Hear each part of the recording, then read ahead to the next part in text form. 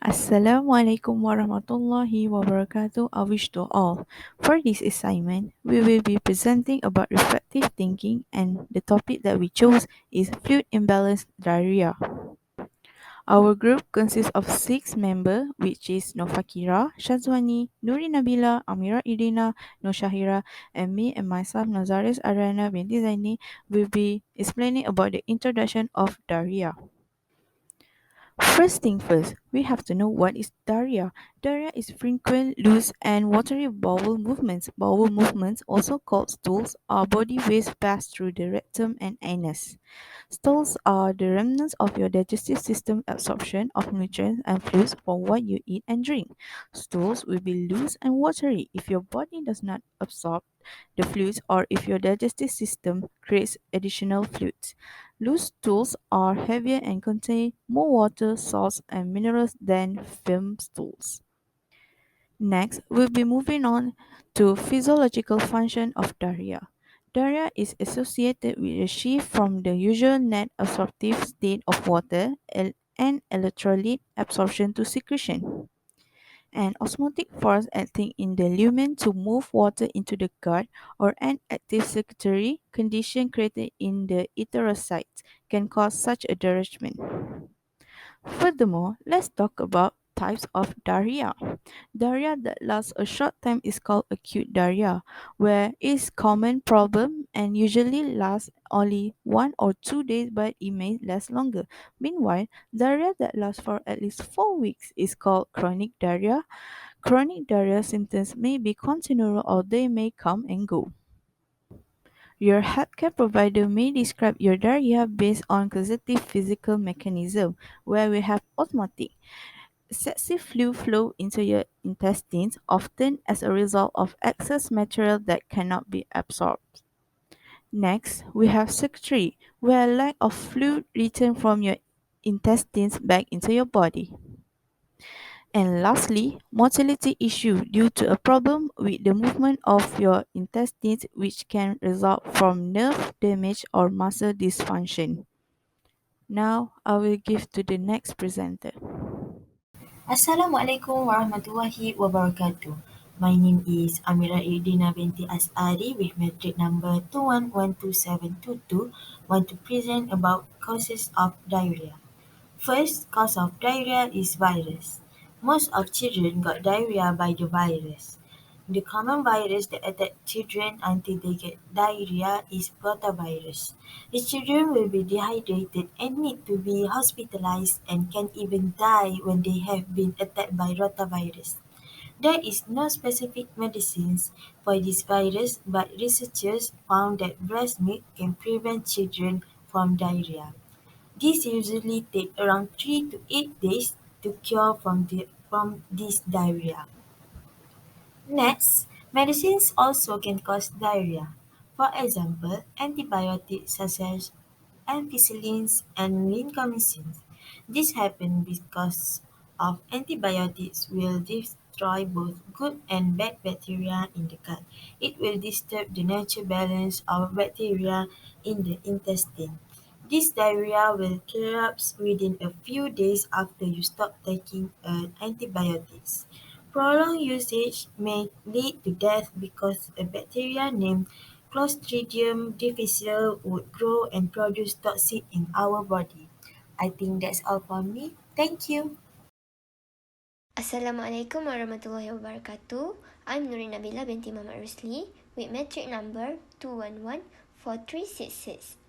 So, for the next disturbance that leads to diarrhea are food intolerances and sensitivities, which are problems in digesting specific substances or meals. One of the examples is lactose intolerance. Lactose intolerance is such as cannot digest foods that contain lactose in them. Whenever you eat foods with lactose in them, you could feel ill to your stomach and diarrhea will occur. Mostly, people that have lactose intolerance will take a calcium supplement since they cannot get the calcium from milk and foods made with milk, which are source of calcium for most people. Other than that, the cause of diarrhea is parasites, which are microscopic creatures found in tainted food or water. Parasites that causes diarrhea are known as Giardia. Giardia can be discovered on the surface or in soil, food, or water that has been contaminated with the feces of an infected person or animal. Human can get diarrhea if swallow Giardia germs. When a human or animal is infected with Giardia, the parasite dwells in the intestine and is excreted in the stool. Assalamualaikum. My name is Nur Shazwani binti Muhammad Garib and my metric number is 2110424.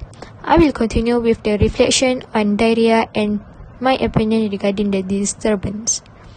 Diarrhea makes our body become dehydrated and does not have enough fluid to work properly. Every time we have a bowel movement, we lose fluids due to our body not being able to absorb the fluids or our digestive system produce extra fluids. Therefore, in my opinion, we will feel more thirsty. Besides, our skin will become dry and we urinate less than usual. Other than that, our bodies also will become tired and fatigued from diarrhea due to losing bowel control and always need to use the toilet. Moreover, we may feel sick to our stomach, cramps or pain in the abdomen. As a result, our daily routine will be disrupted. This is because when we do daily routines, such as studying, our focus will be distracted because we may feel uneasy and ill as a result of abdominal cramps or having to go to the toilet frequently. Thank you. That's all from me. Assalamualaikum warahmatullahi wabarakatuh. My name is Nur Fakira Munira binti Abdul Halim. I would like to talk about Islamic perspective view on diarrhea. We can conclude that the teaching of Islam provided significant advantages to its people. We can relate to each other using food as an example. Islam forbids us from consuming foods that are harmful to our health, such as pig and raw flesh. These foods contain substances that have an impact on our internal organs and digestive system. Apart from that, we are expected to be content with what we have. In comparison, many individuals still haven't had the opportunity to eat nutritious foods. Some of them got something from the garbage as well as from another person. Aside from that, Allah sent us this illness as a sign of atonement for our sins.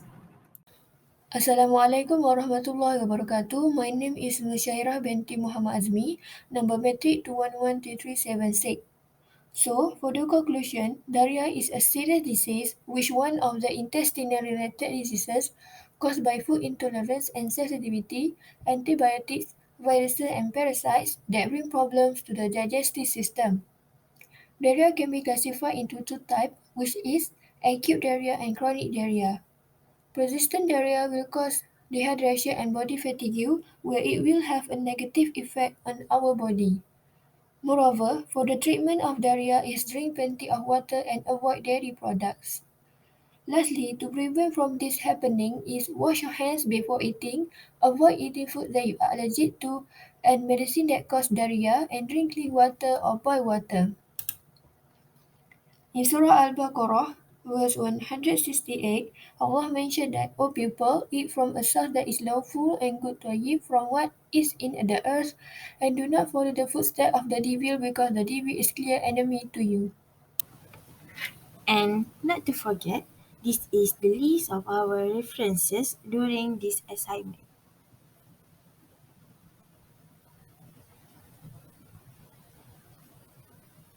I think that's all from us. Thank you.